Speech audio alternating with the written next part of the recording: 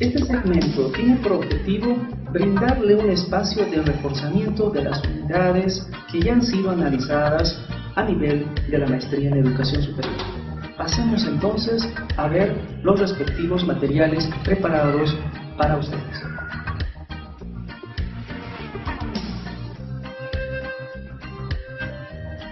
Unidad 1. Profundizaremos el término de aprendizaje y sus diferentes interacciones a nivel del proceso mental. Miremos la siguiente imagen y describa lo que usted ve. Tiene 5 segundos. Algunos mencionarán que es una pareja. Otros podrían mencionar que están desnudos. Y si yo les preguntara, ¿qué están haciendo? Muchos me dirían que tendrían un acercamiento afectivo.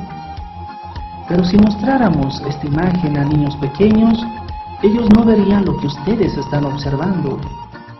Ellos simplemente verían 9 delfines, porque en su memoria, en su proceso de aprendizaje, todavía no han asimilado estos contenidos. Es así que en el lapso de 3 segundos, si usted, observando esta imagen, no encuentra los 9 delfines, podríamos decir que tiene otro tipo de asociaciones. Busquen los 9 delfines. ¿Qué significa este experimento? Simplemente nos indica que algunas personas consideran que el aprendizaje es un proceso innato. En realidad es un proceso de construcción social. Hay elementos hereditarios que van a ayudar al aprendizaje, eso es verdad, pero en este experimento hemos podido ver que el aprendizaje va a variar según edad, según contexto, según aprendizaje social, por lo cual el aprendizaje sería, como en el texto se menciona, un aprendizaje interno de cada individuo. Continuando con la explicación, podemos ver en esta gráfica el término de enseñanza, concebido como un proceso intencional, planificado y sistemático para facilitar que un grupo de personas o una persona se apropie creativamente de algún saber, con el objetivo de elevar su formación. En este caso, puede intervenirse en el área formal, alternativa, escolar o desescolarizada. Significa que la educación contempla 2 elementos vitales, la enseñanza y el aprendizaje. Ahora, analicemos el término aprendizaje. Es un proceso mediante el cual esta información no hereditaria, en este caso, que va a ser un proceso apropiado intencionalmente por la persona, dependiendo su contexto más próximo, va a alterar y va a generar un desequilibrio a nivel del organismo. Y en este caso se va a situar en dónde la información, en el cerebro, en la memoria. A partir de todo este reforzamiento se va a poder activar la memoria sensorial, la memoria a corto plazo y llegando a la memoria a largo plazo. Pero todas estas variables también van a estar afectadas por el nivel de motivación, por el nivel de atención, y si no contemplamos estos criterios, muchas veces este aprendizaje simplemente se va a quedar en el olvido. Pasemos ahora a describir el término saber. Todo proceso educativo de alguna asignatura, de alguna carrera o disciplina, quiere transmitir frente a un grupo de estudiantes un saber específico, técnico y elaborado. Ahora, este saber va a conformar un conjunto de conocimientos, pautas, valores, ideologías, mitos y ritos, destrezas y prácticas. Significa que este saber no solo es cognitivo, sino también es ideológico. Se va trabajando también la parte transversal de valores. Cada docente en su currículum implícito va a transmitir no solo un conocimiento tácito, sino también puede contemplar este mismo conocimiento con elementos de convivencia, de superación, de reto o de marginación. Unidad 2. Para analizar el proceso de aprendizaje preparado para ustedes, el experimento Skillly, que en base a columnas vamos a determinar su nivel de exigencia en el proceso de aprendizaje. Entonces, acompáñenme a realizar esta prueba. Ahora vamos a explicar el experimento Sperling. Este experimento se basa en 3 columnas. Veamos en su pantalla. Existe la columna de color rojo, la columna de color amarillo y la columna de color azul. Cada columna contendrá palabras o letras específicas, simplemente letras, las cuales ustedes con su capacidad de memoria deberán retener. Significa que deben memorizar por lo menos una columna. Si su capacidad intelectual les facilita asimilar todas, perfecto, pero por lo menos deben ustedes asimilar una de ellas. Significa que en el lapso de 5 segundos deberán contener en su memoria a corto plazo alguna de ellas. Después de los 5 segundos proporcionados, algunos de ustedes habrán escogido algunas de las columnas, otros habrán tratado de intentar memorizar 2 columnas o las 3 columnas, pero expliquemos los resultados.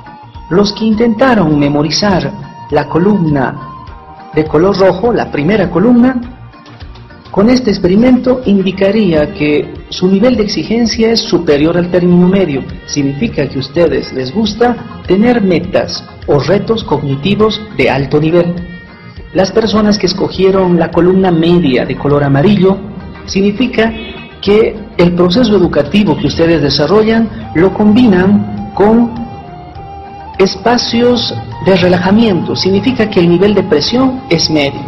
Pero si la persona escogió el color azul, la última columna, significa que su nivel de presión o de proceso educativo es leve, ¿no? Y en este caso los retos educativos son cada vez más bajos. Significaría también que les gustan las cosas fáciles. En esta primera imagen ustedes podrán contemplar algunos textos que analizan el proceso de memoria o huellas de la memoria. En estos 2 textos lo más importante es analizar que para fijar el conocimiento debe evitarse elementos contradictorios del mismo, en este caso generar situaciones de mucha presión o espacios de sosiego.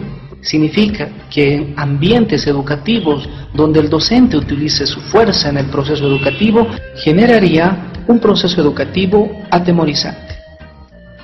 Ahora, veamos algunos de las estrategias neurocientíficas aplicadas a la educación superior. Diferentes autores como Cerebro Total analizan áreas específicas del cerebro. Hay 3 que usted debe comprender: el neocórtex, la parte del archicórtex y el paleocórtex. La área más primitiva del cerebro humano se denomina el archicórtex, que sería el cerebro reptiliano. Esta área nos ayudaría a defendernos, también sería la culpable de ser un poco impulsivo en algunas situaciones. En este caso es la área de defensa del ser humano que frente a un estímulo negativo nos incita a defendernos. El paleocórtex es el cerebro de los mamíferos. En este caso habríamos heredado de ellos el instinto de defensa. Significa que frente a situaciones de presión la persona escapa para la supervivencia. También se encuentra todo el sistema límbico sobre la base de las emociones. Significa que si no sabemos activar esta área límbica, el aprendizaje simplemente llegaría a un aprendizaje mecánico. La última área, la de mayor complejidad, es el neocórtex o la nueva corteza. En esta se deben estimular los procesos de metacognición o aprendizaje de último nivel, en el cual la persona debe estar consciente de su propio aprendizaje. Veamos en la siguiente diapositiva los elementos que diferencian el hemisferio izquierdo y derecho. Hay algunos de los estudiantes en que van desarrollando un proceso educativo basado en el hemisferio izquierdo. Significa que son lógicos, analíticos, racionales. Significa que un docente debe trabajar con ellos la parte teórica, básica y justificaciones basado en modelos teóricos o en textos que realmente refuercen este hemisferio. Pero hay otros estudiantes que van estimulando el hemisferio derecho. En este caso son personas que ven la globalidad de las situaciones, son estudiantes creativos, algún momento salen de lo establecido y valoran elementos desde la belleza, lealtad, y algún momento tienen una predominancia de tener un pensamiento divergente. En esta situación debemos generar tanto situaciones lineales como también divergentes para que el aprendizaje sea captado de una manera global e interactiva. En esta diapositiva podemos ver que el aprendizaje del tercer milenio no se centra exclusivamente en estimular y dar demasiada información lógica, sino lo que se pretende actualmente es estimular el hemisferio derecho, el hemisferio creativo, el que resuelve problemas, el cerebro intuitivo. En este caso, lo que va a diferenciarnos de otras personas. Pueden haber muchos profesionales, pero en algún momento las personas que puedan resolver problemas, estas personas serían más inteligentes. ¿Qué pasa con el género a nivel universitario cuando ustedes trabajen con varones o mujeres en las diferentes aulas universitarias? Genéticamente, biológicamente son distintos. Significa que el cerebro del hombre y de la mujer van a tener características muy peculiares. Veamos respecto a los hombres, que tienen 6.5 veces más cantidad de materia gris.